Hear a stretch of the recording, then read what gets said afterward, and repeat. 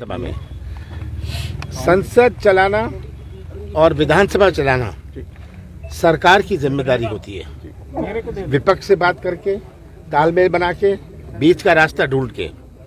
इस दफे विधानसभा शुरू से ही उन्होंने 4 दिन की ही बुलाई, उससे उनकी नीयत समझ सकते हैं।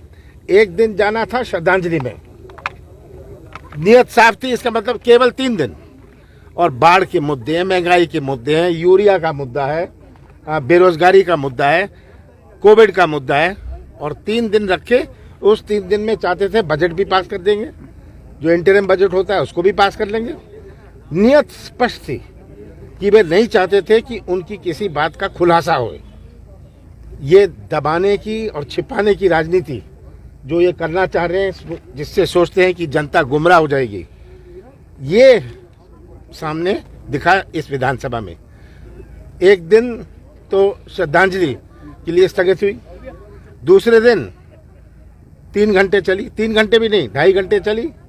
और मैंने मांग रखी, पहले दिन मैंने मांग रखी, आदिवासी दिवस को क्यों आपने बंद किया? आदिवासियों का सम्मान, आदिवासी तो सम्मान का भूखा है।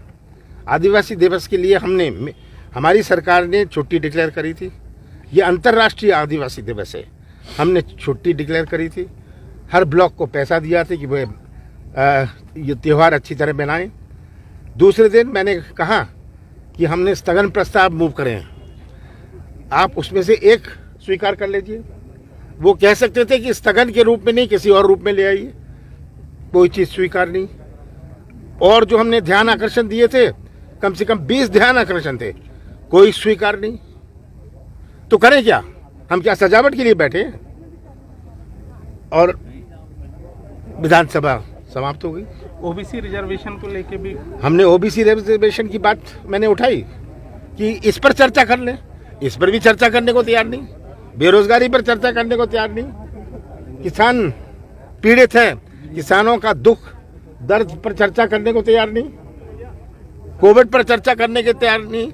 आज जो बाढ़ आए ग्वालियर चंबल साइड में, उस पर चर्चा करने को तैयार नहीं।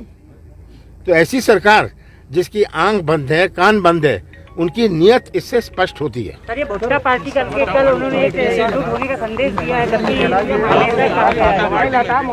अगर भुट्टा से ये एकजुट हो सकते थे तो इनको लड्डू पार्टी अब देनी चाहिए, शायद उससे और नजदीक हो जाए।